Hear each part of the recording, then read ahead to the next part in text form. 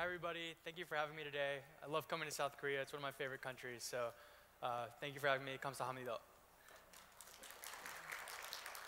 So a little bit about myself. I got started in the greater blockchain space in 2012, and I learned about Bitcoin. I had heard of someone in my town who had gotten in trouble for purchasing drugs on the internet using something called Bitcoin. And I was really fascinated and wanted to figure out what this whole Bitcoin thing was. So I Googled it. There wasn't much information at the time. It was mostly just forums and anecdotal information from people, strangers on the internet. And I eventually stumbled across the Bitcoin white paper. And I was just down the rabbit hole from there. I started mining Bitcoin on my computer, on a CPU. Believe it or not, at the time, you could still mine Bitcoin on a computer. So I started installing mining clients in every computer I could get my hands on, friends, family. And that eventually led to us actually being amongst the first purchasers of ASIC miners. When the first application-specific integrated circuit came out, we had purchased about 20 of them, and we're running a mining operation all the way up until 2014, when Mt. Gox got hacked. We weren't really sure where the space was going, whether or not we still wanted to be in the space, so we watched from the sidelines. I subscribed to Bitcoin Magazine at the time, which was written by Vitalik Buterin. And I kind of got back involved in the space in 2016 within the Ethereum ecosystem, investing all the money that I could into Ethereum, into decentralized applications like Augur, Saya, Golem, Melonport, and many others. About a year later, me and several colleagues got together and created a fund that invested in digital assets. That was Transform Capital. Transform Capital invested in several protocol layer technologies, stable coins, decentralized applications. But one of our core investment theses was that security tokens would be one of the largest use cases of blockchain or distributed ledger technology. And so I kind of drove this investment thesis at our fund that security tokens were going to be a really big thing.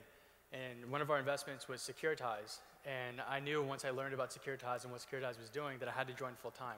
So I'm the Director of Business Development at Securitize, and that's what I'll be talking to you guys about here today. So a little bit about Securitize.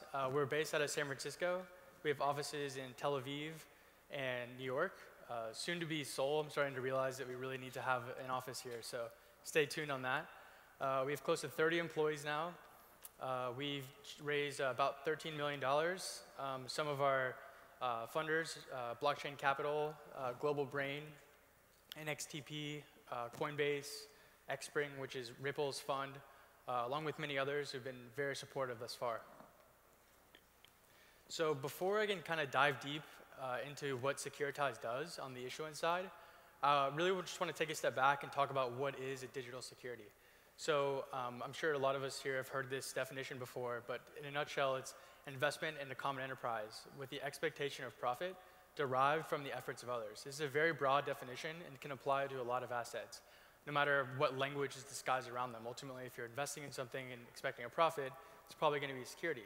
Now, what is a security token or digital security? It's just a security with a token used to take advantage of the blockchain's compliance layer. Securities have been around for a very long time. 1602, Dutch East India Company goes public, offers their shares.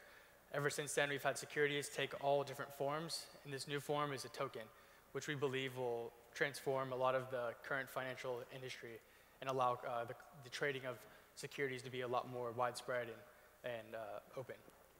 So securities as a whole, they're typically registered with the government agency, or they're qualified for an exemption. So in the United States, the most common types of exemptions, Reg D, Reg S, Reg A+, Reg CF. Securities are also traded on a regulated exchange or an alternative trading system. So most securities have to be traded on those types of exchanges. And the purchasers are investors first and their users second. So there may be some sort of utility functionality to a security token, but by and large, they're investing in these things for profit.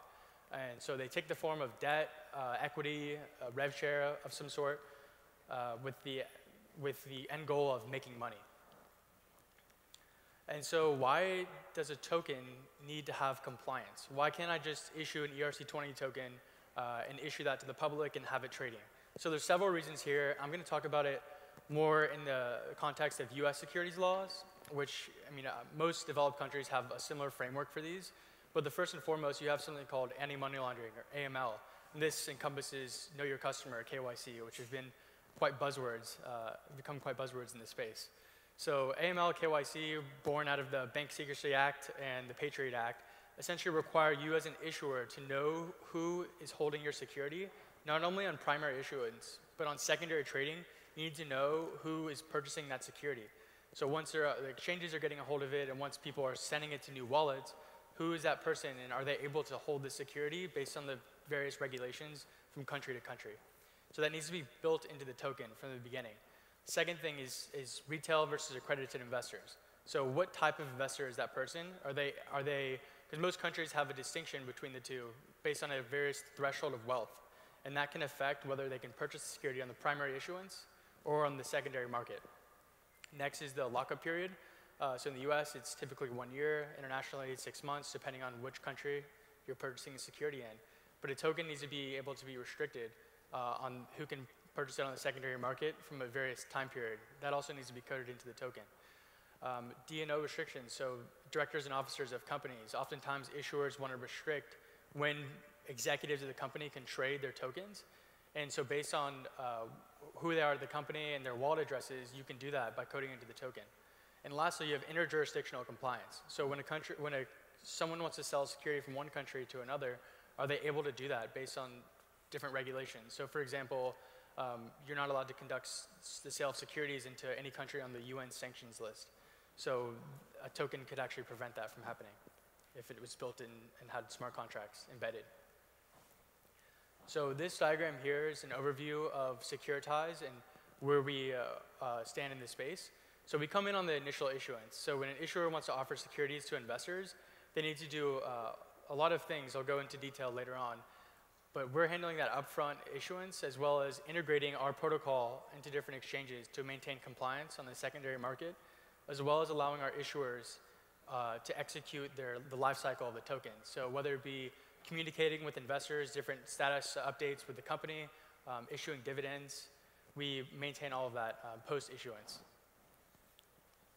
So this kind of breaks down our various lines of business further. So what we're doing on the front end is we're creating an investor dashboard. So an issuer can create this dashboard, so when their investors come in, they can submit their KYC, AML, they do the checks. They also are going to do accreditation checks if they're from the United States. They're also going to be signing documents, so subscription agreements, typically or a private placement memorandum they're going to be signing. And they're actually able to send cryptocurrency or fiat. Now an issuer is going to have a separate admin page that allows them to manage their offering. It's going to actually allow them to go into the token and update and manage various features of the token.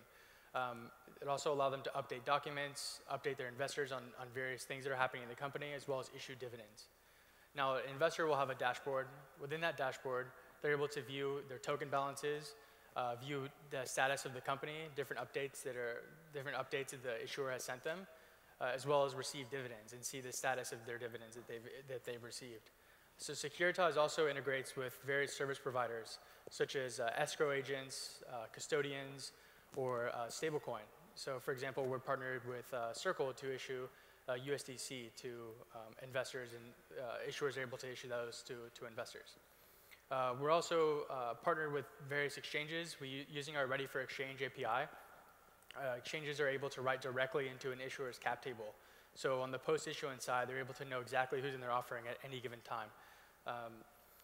Now I'll go into detail a little bit about the digital securities protocol itself. So the digital securities protocol was made from the outset to integrate and streamline the relationship between three parties: investors, exchanges, and issuers. So that relationship is governed by the DS token and the various smart contracts that sit on top of it. The DS token is an ERC20 token with advanced smart contract functionality. So to break it down into two pieces, you have the registry service and the compliance service. So whenever a token needs to change hands, it needs to see if that investor is on a whitelist. And if that investor is on the whitelist, the way they get on the whitelist is they would send their identification, and that identification would go to a third party for KYC, AML, or accreditation. And if they're on that whitelist, the smart contract calls and says, okay, on the whitelist. The next thing that happens is the compliance service is called and says, based on the data that investor gave us. So the investor, maybe they're from South Korea, they're a retail investor, and they want to purchase 100 tokens. So based on the issuers, the issuer and the laws that govern that token, is that new investor able to be in the offering? If yes, allow transfer. So that's pretty much how the DS token works. We also have something called the comm service or the communication service that allows issuers to communicate directly with their investors. We also have digital securities applications. DS apps allow developers or issuers to build additional functionality on top of their tokens. So maybe an issuer wants to build in the ability to have a voting of their company in their protocol. Or maybe they want to enable dividends to be issued. That all is able to be done via DS apps. So Securitize was really excited to be the first issuance platform to go to market and be trading on a secondary exchange. So our tokens now are traded on Open Finance Network. Been a great partner of ours thus far, and we're really excited to be working with them, not only with the existing tokens, but many more to come. So Spice VC was the first ever token to launch, and Blockchain Capital shortly thereafter, and many tokens to come onto Open Finance. We have 6 live issuances to date.